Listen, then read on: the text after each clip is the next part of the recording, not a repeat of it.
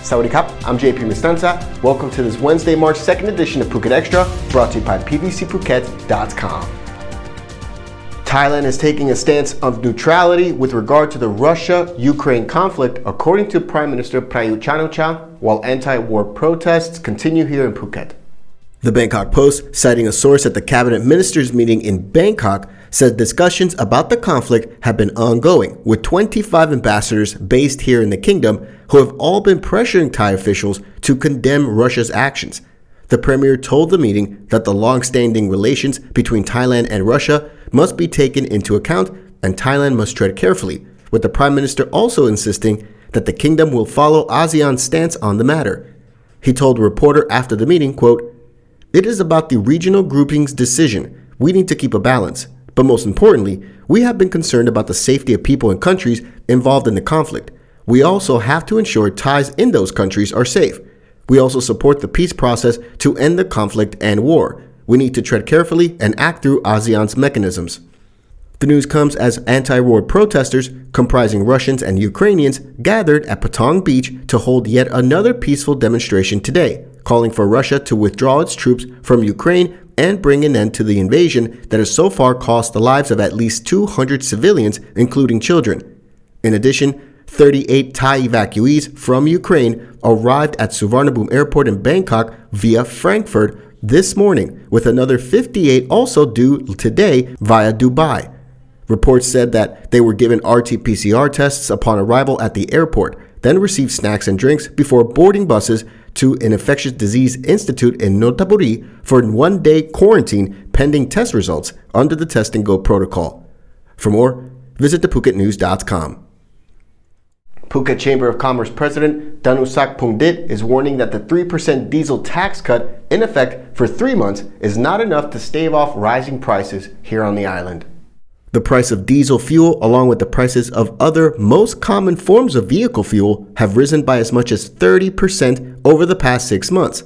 The tax cut, which came into effect on February 18, capped diesel at 29 baht and 94 satang per liter, keeping it below 30 baht per liter, as promised by Prime Minister Prayut Chan-o-cha in November.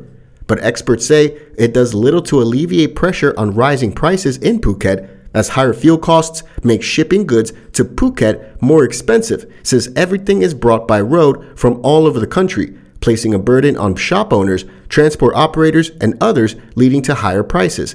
Mr. Tanusak also said that transport costs, such as fares charged by local taxi drivers in Phuket, may be soaked up by the drivers, which could increase already exorbitant taxi fares further in light of the rise in regular petrol prices. For more, visit thephuketnews.com.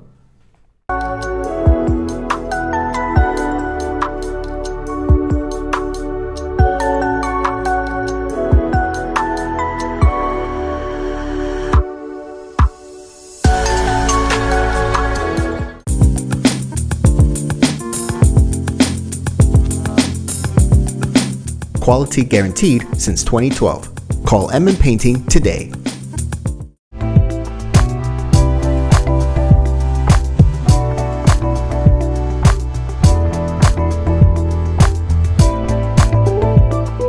A 44-year-old prisoner who escaped Phuket Provincial Prison in Bang Jo in Sri Sutorn has been recaptured.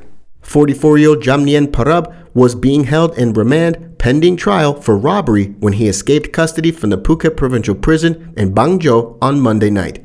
The ensuing manhunt was successful as Jamnien was found hiding at a friend's home in Mu 8 of Depkasatri on Tuesday, a day after his escape. He's now being returned to the prison while wardens investigate the nature of his escape, according to a statement from the Phuket prison. For more on this, visit thephuketnews.com. With Thailand officials making it slightly easier for vaccinated arrivals to enter the country this week, replacing one of the 2 RT-PCR tests upon arrival to an antigen test kit and reducing the insurance coverage, hoteliers around the kingdom are now calling on testing to be scrapped along with the Thailand Pass system. Bill Heineke, founder and chairman of Minor International, a global hotel operator based here in Thailand, was speaking at the Thailand Tourism Forum on Tuesday, along with the president of the Thailand Hotels Association, Marissa Sukosol Nubakdi, and Stephen Vandon Aweli, Chief Hospitality Group Officer of Asset World Corporation, who all called for Thailand to scrap the Thailand Pass and end the restrictions for fully vaccinated arrivals to enter Thailand, citing statistics that show Thailand's tourism industry is rebounding much too slowly, 2 years after international travel basically grounded to a halt. In 2019, the last full year before the pandemic, Thailand welcomed a record 39 million international arrivals. At Tuesday's forum, Heineke said that while the government wants to welcome at least 10 million tourists this year, we might only see 4 million tourists if current restrictions to come into Thailand are to remain in place, coupled with the escalating conflict between Russia and Ukraine. The Russian market, a big source demographic for Thailand over the last 2 years, especially for Phuket, is slowly going away as evidenced by soaring cancellations. Countries like Cambodia and the Philippines have completely opened to tourists, which makes them a more attractive destination for tourists, according to Heineke, who says we should follow their lead.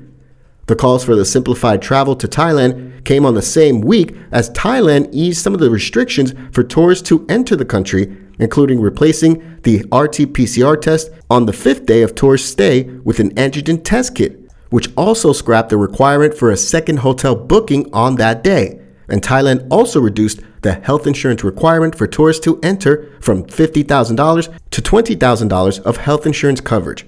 To enter Thailand, would-be tourists would have to be fully vaccinated at least 2 weeks prior to travel, though kids from 6 to 11 years old traveling with a parent are exempt from this requirement.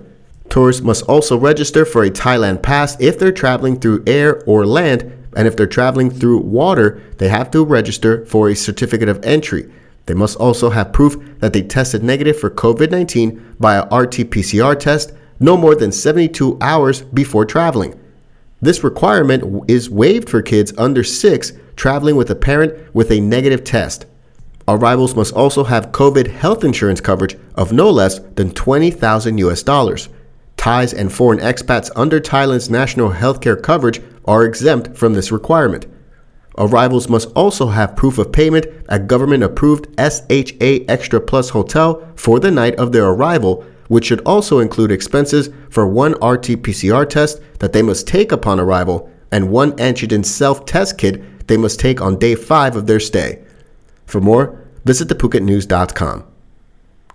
Thanks for joining us on this Wednesday edition of Phuket Extra, brought to you by pvcphuket.com. Join us again tomorrow on Thursday. Until then, stay classy, Phuket. Phuket's rapid modernization has made it one of the world's premier holiday destinations. Investors can still buy quality condominiums for as low as $75,000, and luxury properties can go all the way up to $20 million. Condominiums in Phuket are a safe, secure bricks-and-mortar investment offering foreigners freehold ownership. Call or email Thai Residential, Phuket's #1 trusted real estate advisor, to find your perfect Phuket property.